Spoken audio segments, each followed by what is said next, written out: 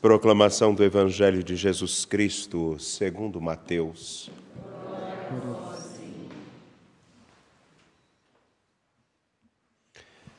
Depois que os anjos partiram, o anjo do Senhor apareceu em sonho a José e lhe disse: Levanta-te, pega o menino e sua mãe e foge para o Egito. Fica lá até que eu te avise, porque Herodes vai procurar o menino para matá-lo. José levantou-se de noite, pegou o menino e sua mãe e partiu para o Egito. Ali ficou até a morte de Herodes, para se cumprir o que o Senhor havia dito pelo profeta: Do Egito chamei meu filho. Quando Herodes percebeu que os magos o haviam enganado, ficou muito furioso. Mandou matar todos os meninos de Belém e de todo o território vizinho, de 2 anos para baixo, exatamente conforme o tempo indicado pelos magos. Então se cumpriu o que foi dito pelo profeta Jeremias. Ouviu-se um grito em Ramá, um choro e grande lamento. É Raquel que chora seus filhos e não quer ser consolada, porque eles não existem mais. Palavra da salvação. Glória a vós, Senhor. Por favor, podem se sentar. Sejam bem-vindos ao Santuário Basílica Nossa Senhora da Piedade. Estamos no dia de Natal, que se estende até o próximo domingo. E estamos hoje a celebrar a festa dos Santos Inocentes. E nessa festa nós temos a liturgia da palavra que nos apresenta, já no versículo 5 do capítulo 1 da primeira carta de São João, algo a termos atenção. A mensagem que ouvimos de Jesus Cristo e vos anunciamos é esta: Deus é luz e nele não há trevas. É importante porque o que hoje nós celebramos na festa dos Santos Inocentes é algo que marcará com constância a vida de nosso Senhor Jesus Cristo e que também marca com constância a nossa própria vida. Luz e trevas. O Senhor entra na história já enfrentando um momento de algo que não pode habitar no coração de um ser humano, ou que não deveria habitar, que não deveria pautar as suas escolhas, que não deveria ser a marca de sua história.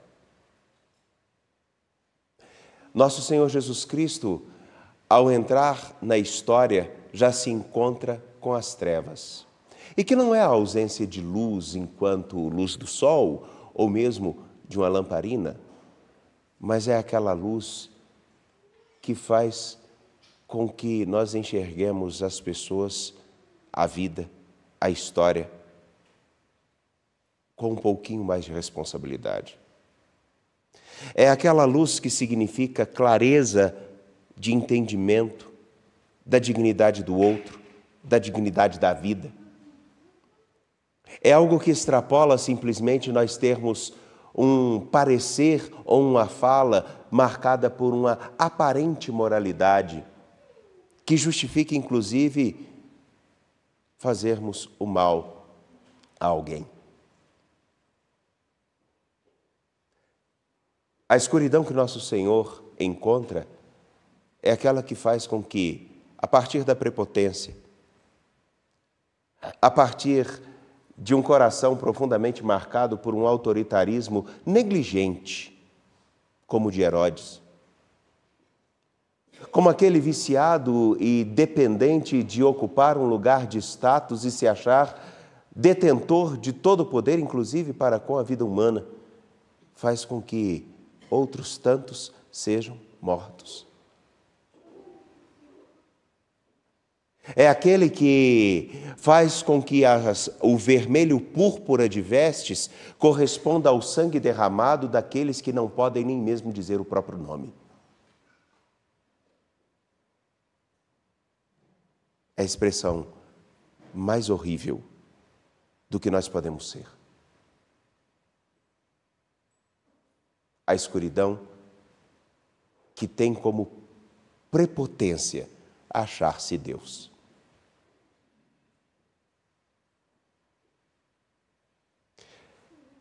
Ao entrar no mundo, a luz tem trevas a dissipar.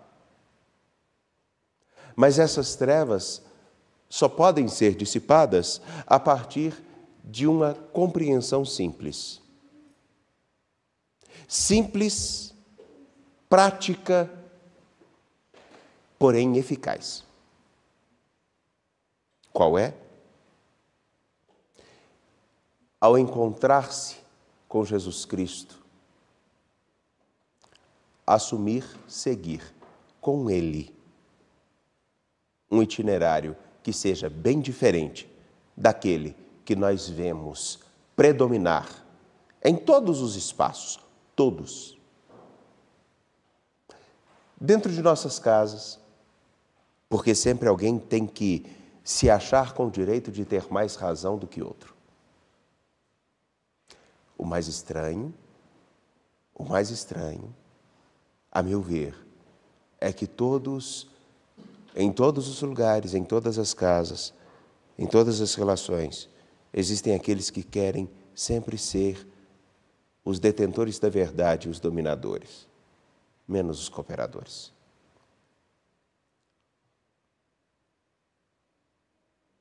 Entra em nosso trabalho, porque não é novidade quando nós tomamos a consciência que tem alguém que nos enxerga como concorrente ou só como número.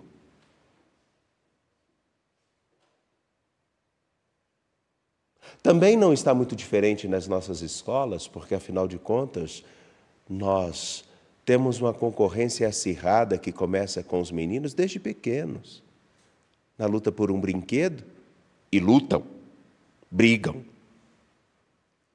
Até aqueles que começam a se debater e discutir porque um tirou uma nota melhor do que o outro e pouco se ensina da capacidade de ajudar outro. Me lembro uma vez que num contexto, isso era no seminário, eu escutei dois discutindo sobre quem tinha tirado a melhor nota. E aí eu fiz uma pergunta assim, qual de vocês dois ficou melhor com essa discussão? Porque hoje eu posso tirar uma boa nota, amanhã não. Agora, ser um homem melhor, uma vez que se descobre o que pode ser de melhor hoje, eu não acredito que alguém em sã consciência queira voltar a ser pior.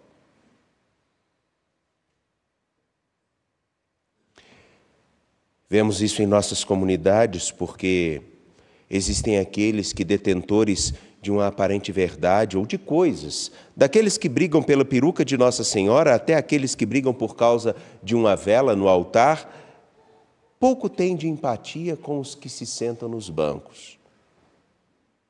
Vemos isso em nossos hospitais. Ao final de contas, qual de nós não tem aquela tentação em uma fila de poder deixar o outro para trás, mesmo que a situação dele seja mais grave?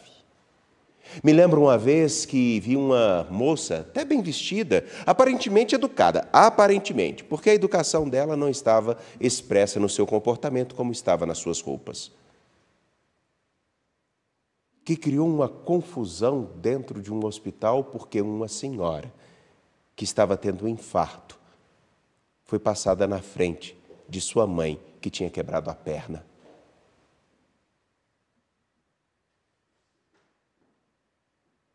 Tudo isso são expressões das trevas que habitam em nós e que podem justificar atitudes tão prepotentes, arrogantes e mortais como as de Herodes. Todos nós.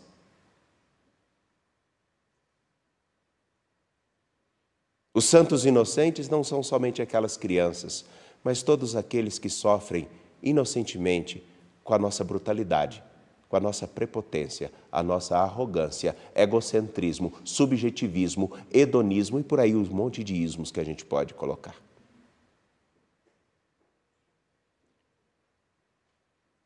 E isso não está distante de nenhum de nós. Principalmente daqueles que se dizem ou que se assumem como discípulos de Jesus Cristo. E é justamente por isso que aquilo que escutamos na carta de São João, no capítulo 1, versículo 5, é tão importante. Porque se acreditamos em Deus, se acreditamos em Jesus Cristo, se nos dizemos cristãos, a luz dele deve habitar em nós e essas trevas não devem ser as que dominam o nosso comportamento.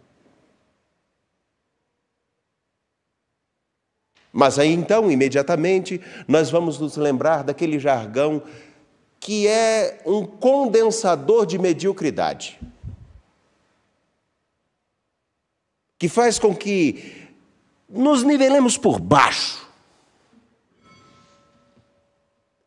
É aquela frase que diz assim: mas Deus é misericórdia, Ele nos acolhe como nós somos. Mas não significa que você tenha que ser medíocre, nivelando-se pelo comportamento daqueles que não têm o mínimo de razoabilidade ou de compreensão do que significa valor e integridade de uma pessoa.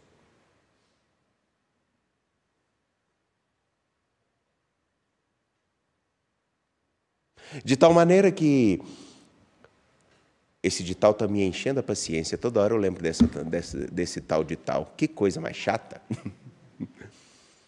Vejamos bem. Não é novidade e não é, no mínimo, desconhecido de nenhum de nós aquela frase: mas fulano que diz tanto acreditar em Deus é assim? E daí, então, emitimos inúmeros julgamentos e falamos de determinadas coisas e começamos com determinados discursos, alguns até para justificar: eu não participo disso ou daquilo por causa disso. Mentira. Desculpa. Porque, no fundo,